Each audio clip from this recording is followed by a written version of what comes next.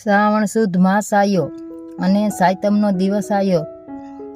સવારે સાયતમના દિવસે આ વ્રત કરવાવાળાને સવારે વહેલા ઉઠી નાહી અને ઠંડે પાણીએ નાહવાનું અને આખો દિવસ ટાઢું ખાવાનું. એક ઘરમાં બે વહુ હતી, એમાં નાની વહુ હતી, તેને નાનો દીકરો હતો. એ થાકી પાકી હોઈ ગયેલી. દીકરો રાતે રડવા માંડ્યો એટલે આખો દીની રાંધેલી થાકી પાકી હોઈ ગઈ હતી.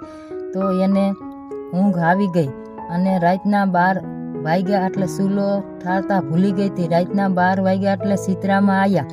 સીતરામાનું ડીલ દાજ્યું. સીતરામાં અહીંયા શરાપ દીધા કે જેવું મારું ડીલ દાજ્યું એવું એનું પેટ દાજે. તો સવારે ઉઠી તા તો છોકરો ભડથું થઈ ગયો હતો. તો નાની વવે સાસુને વાત કરી કે સાસુમાં મારો દીકરો તો ભડથું થઈ ગયો છે. સાસુમાએ કીધું જા તું સીતરામાની ગોતે જા, જરૂર સીતરામાં તારું સારું કરશે. એ તો સાસુમાના આશીર્વાદ લઈને દહીં દૂધ સુંડલીમાં દીકરો બધું લઈ અને સીતરામાની ગોતે જાય છે. ત્યાં રસ્તામાં 2 તલાવડીઓ આવી. આમથી આમ પાણી જાય પણ પંખે પાણી પીતું નથી. તલાવડીને વાસા આવી. એને કીધું હે બેન તું ક્યાં જાસ? હું તો સીતરામાની ગોતે જાઉં છું, મારો છોકરો ભડથું થઈ ગયો છે, તો મારો સંદેશો લઈ જાને.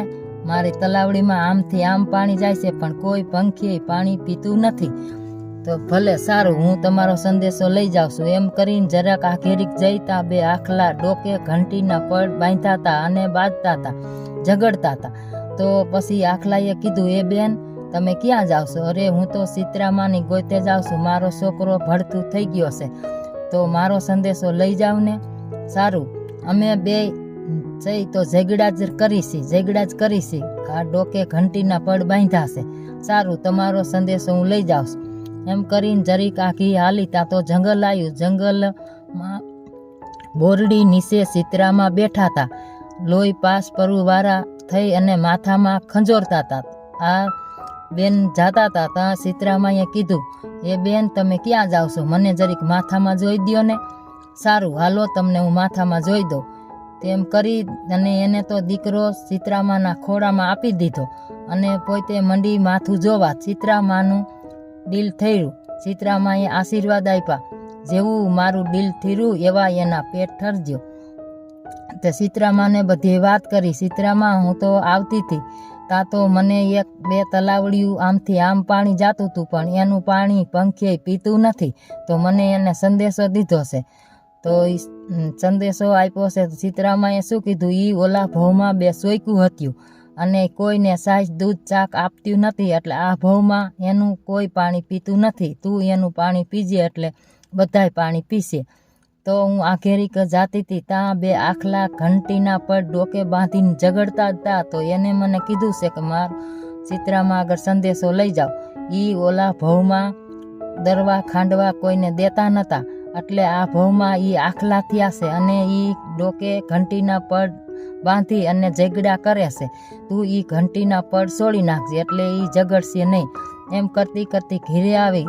છોકરાને લઈ અને આવી સાસુમાને છોકરાને દીધો. બધાય રાજી થયા અને સારું. તો મોટી વહુને ઈર્ખા આવી કે જેવું મારી દેરાણીએ કર્યું એવું આ વર્ષે મારે કરવું છે.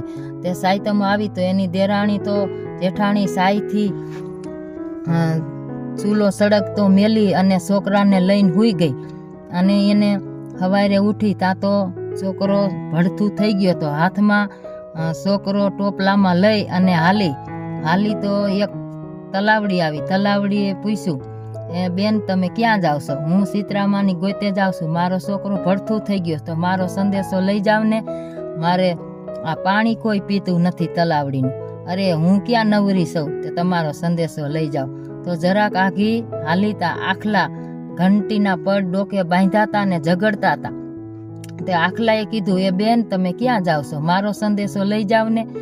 તો એને કીધું કે ના હું એવી નવરી નથી, તે તમારો સંદેશો લઈ જાઓ. જરીક આખી હાલીતા જંગલ આવ્યું. બોરડીના નીચે સીતરામાં પાસ પરવાળા થઈ અને બેઠા હતા, માથામાં ખંજોરતા હતા. સીતરામાએ કીધું કે બેન મને જરીક માથામાં જોઈ દ્યો ને.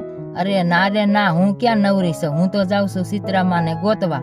આખો દી રખડી ઝાડવે ઝાડવું ફરી પણ સીતરામાં ક્યાંય જડ્યા નહીં અને છોકરો પાછો મરેલો લઈ અને ઘેરે આવી ઘીરે આવીને જોયું ત્યાં છોકરો મરેલો જ છે, પણ જેવી નાની વહુને ફર્યા એવા હવને ફરજો. જય સીતરામાં.